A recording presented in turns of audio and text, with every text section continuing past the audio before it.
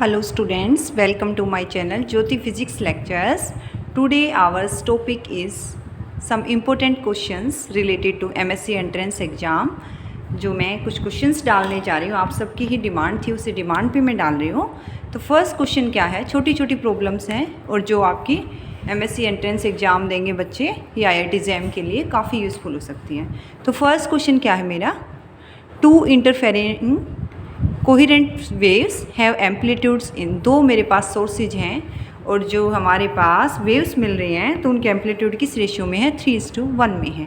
The ratio of the maximum to minimum intensity is, हमें जो है मैक्सिमम इंटेंसिटी से मिनिमम इंटेंसिटी की रेशियो बतानी है। तो सबसे पहले कंसेप्ट क्या है, इंटेंसिटी मेरी किसकी प्रोपोर्शनल होती है, स्केयर ऑफ द एम्पलीट्यूड की, means intensity proportional to A square where A is equal to amplitude. तो जो फर्स्ट सोर्स से हमारे पास लाइट वेव्स आ रही हैं उनकी इंटेंसिटी क्या थी, I1 that is proportional to A1 square. जो है फर्स्ट सोर्स से जो वेव्स का एम्पलीट्यूड है A1 है, सेकंड से A2 है, तो I2 क्या है, A2 स्केयर। क्वेश्चन हो सकता है हमारे पास ये भी आ जाए, दोनों की इंटेंसिटी की रेशियो बताओ, अगर हमें एम्पलीट्यूड बताए तो आप क्या करोगे, I1 by I2 is equal to A1 square by A2 square. तो एक तो ये कंसेप्ट है। इसके बाद मैक्सिमम इंटेंसिटी का है, क्या आ जाएगी, I maximum is equal to A1 plus A2 whole square, minimum क्या है, A1 minus A2 whole square. तो मेरे पास पूछा गया है maximum to minimum intensity, A1 plus A2 whole square whole divided by A1 minus A2 whole square. अब A1 की value मुझे गिवन है 3 है, A2 की वैल्यू क्या है, 1 है। 3 plus 1 whole square by 3 minus 1 whole square, 16/4, 4:1। तो ऑप्शन मेरा आंसर क्या हो गया, B is right answer. Next question देखते हैं। नेक्स्ट क्वेश्चन ये मेरे पास है, वंडरवाल इक्वेशन है, गैस जो है उसको वंडरवाल इक्वेशन को ओबे करती है, तो इंटरनल एनर्जी में वॉल्यूम के साथ क्या चेंज आएगा जब आपका टेम्परेचर क्या है, कांस्टेंट है। मेरे पास 4 ऑप्शन दिए हैं, वैसे तो आप डायरेक्ट भी याद रख सकते हो, curly U by curly V at the constant temperature is equal to A by V square in case of van der Waals gas equation. लेकिन मैं इसका सॉल्यूशन बता रही हूँ आपको, हो सकता है 2-3 कंसेप्ट और आएंगे इसमें, आपके यहाँ से भी एग्जाम में आ जाए। वंडरवाल मैक्सवेल इक्वेशन आपको पता होगी, जिससे आपने क्लासियस क्लेपेरॉन इक्वेशन भी निकाली थी, dp by dt is equal to L by T V2 minus V1। तो यहाँ से ये सेकेंड मैक्सवेल इक्वेशन होती है, curly S by curly V with constant temperature is equal to curly P by curly T with volume. तो S मेरा entropy है, V मेरा वॉल्यूम है, P मेरा प्रेशर है, T मेरा टेम्परेचर है। अब एंट्रोपी में क्या चेंज आता है, किससे रिलेट करती है, चेंज इन हीट। तो DS क्या होता है, करली Q बाई करली T। यहाँ पे रखिए 1 बाई T करली Q और by curly V at the constant temperature is equal to curly P by curly T at constant volume. तो यहाँ से करली Q बाई करली V क्या हो गया, T इंटू करली P by curly T at the रे कॉन्स्टेंट वॉल्यूम। लेकिन मेरे पास फर्स्ट लॉ ऑफ थर्मोडाइनमिक्स सबको पता है, जो हम अपने सिस्टम को हीट सप्लाई कर रही हैं वो किस पर्पज़ के लिए यूज हो रही है, सिस्टम की इंटरनल एनर्जी को इंक्रीज़ करेगा प्लस वर्क डन PdV। अब मैं इसको डिफ्रेंशिएट करूँ विद वॉल्यूम जो है, तो मेरे पास क्या हो जाएगा, फर्स्ट लॉ को थर्मोडाइनमिक्स को, curly Q by curly V at the constant temperature is equal to curly U by curly V at the constant temperature plus P, क्योंकि वॉल्यूम के रिस्पेक्ट में जो मेरा डिफ्रेंशिएशन है। लेकिन मुझे क्या चाहिए, करली U by curly V at the constant temperature, ये चीज़ चाहिए मुझे। तो यहाँ से इसकी वैल्यू क्या आ जाएगी, करली Q by curly V at the constant temperature minus P। तो यहाँ से ये वैल्यू मुझे ऑलरेडी मैक्सवेल इक्वेशन से पता है, T इंटू करली P by curly T eight the constant volume, यहाँ रख दी मैंने। अब ये मेरी जस्ट बेसिक फॉर्मूला आया है, यहाँ वंडरवॉल गैस इक्वेशन है, अगर रियल गैस भी हो सकती थी उसमें भी वेरिएशन देख सकते थे। तो वंडरवॉल गैस इक्वेशन क्या कहती है, P plus A by V square into V minus B equal to RT। तो मुझे किसकी नीड है यहाँ से, करली P बाई करली T की, किस लिए, जब मुझे चेंज इन इंटरनल एनर्जी निकालना है विद वॉल्यूम। तो P की वैल्यू निकालो आप यहाँ से, RT by V minus B minus A by V square. तो यहाँ से करली P बाई करली T चाहिए मुझे, क्या आएगा, सेकेंड टर्म में तो है ही नहीं temperature, R by V minus B, ये वैल्यू मैं यहाँ अपनी सब्सटीट्यूट करूँ, T into R by V minus B minus P P की वैल्यू मेरी क्या है, R T by V minus B minus A by V square. P की वैल्यू मैंने यहाँ सब्सटीट्यूट की, ये टर्म कैंसिल आउट हो गई, मेरे पास क्या बचा, ए बाई वी स्क्वायर। तो जब इंटरनल एनर्जी का चेंज हम वॉल्यूम के साथ देख रहे हैं वंडर वाल गैस इक्वेशन में, किस पे डिपेंड कर रही है, वो वॉल्यूम पे डिपेंड कर रही है, ए बाई वी स्क्वायर। तो ये डायरेक्ट आपको याद भी रख सकते हैं। नेक्स्ट क्वेश्चन मेरा है, क्वांटम मैकेनिकल ऑपरेटर है पार्टिकल का मोमेंटम के लिए और वो वन डायमेंशन में मूव कर रहा है, तो क्या आएगा।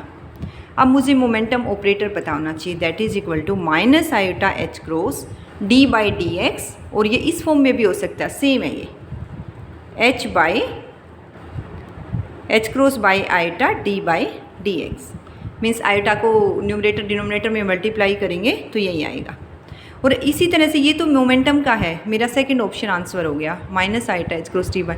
एनर्जी ऑपरेटर पूछ लिया जाए तो वो टाइम पे डिपेंड करता है, आयोटा एच क्रॉस करली बाई करली टी।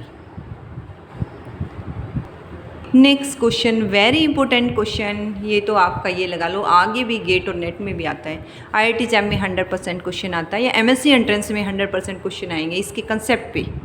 वेव फंक्शन गिवन है मेरा, psi X is equal to root 2 by L sine pi x by L, X मेरा वेरी कर रहा है 0 to L, otherwise wave function की क्या वैल्यू है, 0 है। तो प्रोबेबिलिटी बतानी है जब आपका पार्टिकल x इक्वल टू 0 से 5 हो, मीन्स आपका L क्या है यहाँ पे 5 है। तो इन जनरल मेरे पास वेव फंक्शन होता है root 2 by L sine pi x by L. Probability मेरी क्या होती है, 0 to, यहाँ पे L मेरा 5 है, mode Sai x square D x, means Sai x into Sai star x D x, conjugate है ये वेव फंक्शन का। अब साई मेरे पास क्या है, root 2 by L sine pi x by L की जगह क्या रखा मैंने 5, क्योंकि मेरा L क्या है 5। तो ये आ गया, इसका स्क्वायर करो 2 by 5 sine square pi x by 5 d x. 2 by 5 sine square की वैल्यू क्या होती है, 1 माइनस कोस 2 थीटा, थीटा है मेरे पास pi x by 5, 2 pi x by 5 by 2 d x. तो 1/2 बाहर निकाल लो, क्या रह गया 1 minus cos 2 pi x by 5 d x. अब ये 1/5 बाहर है, 1 का इंटीग्रेशन है x माइनस कोस का इंटीग्रेशन होता है sine, sine cos N X का क्या होगा इंटीग्रेशन, आप देखोगे तो आपको ये टर्म्स पता होनी चाहिए, ये होगा sine N X by N. तो ये हो गया साइन एन एक्स है 2 pi x by 5 by N, यानी 2 पाई बाई 5, 0 to 5। अब x की वैल्यू रखिए 5 माइनस 5/2 पाई साइन 2 पाई, x भी मेरा 5 है, 5 यानी साइन 2 पाई का मल्टीपल 0 होता है, माइनस साइन 0, तो मेरे पास 1/5 into 5 that is equal to 1। तो मेरे पास प्रोबेबिलिटी क्या हो गई 1, डी ऑप्शन। नेक्स्ट क्वेश्चन, बहुत सिंपल सा क्वेश्चन है कि 3 डायमेंशनल क्रिस्टल सिस्टम है, सॉलिड स्टेट का है, BSc फाइनल ईयर में आता है ये टॉपिक। कितने पॉइंट ग्रुप्स होते हैं 3 डायमेंशनल में, ये होते हैं 32 पॉइंट्स ग्रुप्स होते हैं। नेक्स्ट क्वेश्चन है मेरे पास फिर से, रेसिप्रोकल लैटिस के जो ट्रांसलेशनल वेक्टर्स होते हैं और डायरेक्ट लैटिस के ट्रांसलेशनल वेक्टर्स होते हैं, उनके बीच में क्या रिलेशन होती है। ABC मेरा क्या होता है, डायरेक्ट लैटिस के ट्रांसलेशन वेक्टर हैं, A star B star C या A prime B prime C prime किसके होते हैं, रेसिप्रोकल लैटिस के। और ये रिलेशन ये होती है 2 पाई B क्रॉस C बाई, ये स्केलर ट्रिपल प्रोडक्ट होती है डिनोमिनेटर में, और ये मेरी वेक्टर ट्रिपल प्रोडक्ट होती है। तो हमारे पास क्या होता है आंसर में, स्केलर ट्रिपल प्रोडक्ट होगी जो है डिनोमिनेटर में। इसी तरह से B स्टार क्या हो जाएगा 2 पाई C cross A dot B cross C, next C star. Next question देखते हैं। Okay, Fermi Dirac distribution function at temperature T। ये मैंने फर्मी डिराक क्वेश्चन लिखा है, लेकिन हो सकता है आपका एग्जाम में बोस आइंस्टीन का भी डिस्ट्रीब्यूशन फंक्शन आ जाए। तो फर्मी डिराक में क्या होगा, distribution function 1 by exponential of E minus EF by KT plus 1। EF मेरी फर्मी एनर्जी होती है, E मेरी एनर्जी होती है, K मेरा बोल्ट्जमैन कांस्टेंट होता है, T मेरा टेम्परेचर होता है। इसी तरह से अगर बोस डिस्ट्रीब्यूशन आइंस्टीन ये फर्मी डिराक डिस्ट्रीब्यूशन है, बोस आइंस्टीन का आ जाए तो यहाँ पे क्या होगा डिनोमिनेटर में एक्सपोनेंशियल, ये टर्म एज इट इज़ होगी -1 होगा। तो बोस में -1 रहेगा, फर्मी में क्या रहेगा प्लस साइन रहेगा। तो हो सकता है आपका एग्जाम में बोस से भी आ जाए। नेक्स्ट क्वेश्चन, डिबाई जो मॉडल था सॉलिड स्टेट का क्वेश्चन है, उसने क्या बताया जो स्पेसिफिक हीट है मेरी CV, लो टेम्परेचर पे क्या वेरिएशन हो रहा है वो। आपको याद होगा आइंस्टीन जो है थ्योरी एक्सप्लेन नहीं कर पाई थी लो टेम्परेचर वेरिएशन को। उसने बोला था कि वो एक्सपोनेंशियली डिकेइंग है -θ/t और ×θ/t होल स्क्वायर था कुछ करके। लेकिन जो है डिबाई ने इसको करेक्ट किया था। कैसे वेरिएशन होता है स्पेसिफिक हीट में, T⁻³ वेरी इंपॉर्टेंट क्वेश्चन आपका, 90% चांस है ये क्वेश्चन आपके एग्जाम में आए, T⁻3। नेक्स्ट क्वेश्चन है मेरा reciprocal lattice to an FCC lattice. जो FCC लैटिस है मेरा डायरेक्ट लैटिस, तो उसका रेसिप्रोकल लेंगे तो क्या आएगा, वो आता है BCC। इसी तरह से हो सकता है क्वेश्चन ये भी आ जाए, अगर BCC लैटिस मेरा डायरेक्ट है तो उसका रेसिप्रोकल क्या होगा, FCC। और सिंपल क्यूबिक का क्या होता है, SCC का सिंपल क्यूबिक ही होता है। Okay, next question Fermi energy पे बेस्ड है। अगर मेरे पास सिल्वर मेटल की 0 टेम्परेचर पे 0 केल्विन है, 5 इलेक्ट्रॉन वोल्ट एनर्जी गिवन है, तो आप उसकी मीन एनर्जी बता सकते हैं 0 केल्विन पे। Yes, you can surely. Relation क्या है फर्मी एनर्जी को UF से भी बता सकते हो और EF से भी बता सकते हो, और मीन एनर्जी में ये रिलेशन 0 केल्विन के लिए एप्लीकेबल है। UN जो कि मेरा क्या है, मीन एनर्जी क्या है 3/5 UF फर्मी एनर्जी 3/5, यानी 60% जो है फर्मी एनर्जी की जो एनर्जी होती है 0 केल्विन पे वो किसकी क्या होती है, मीन एनर्जी होती है। 3/5 फर्मी एनर्जी आप देखोगे तो 5 इलेक्ट्रॉन वोल्ट गिवन है, तो क्या आ गई 3 इलेक्ट्रॉन वोल्ट। तो आंसर मेरा क्या हो गया, D ऑप्शन। इसी तरह से हो सकता है क्वेश्चन आपका ये भी आ जाए, फर्मी एनर्जी किस पे डिपेंडेंट है, h²/2m 3n/8πv whole raise to power 2/3। तो बेसिकली H भी कांस्टेंट है, M भी कांस्टेंट है, पाई भी कांस्टेंट है, तो मेरा किस पे डिपेंड कर रहा है, n/v whole raise to power 2/3, यानी नंबर ऑफ मॉलिक्यूल्स पर।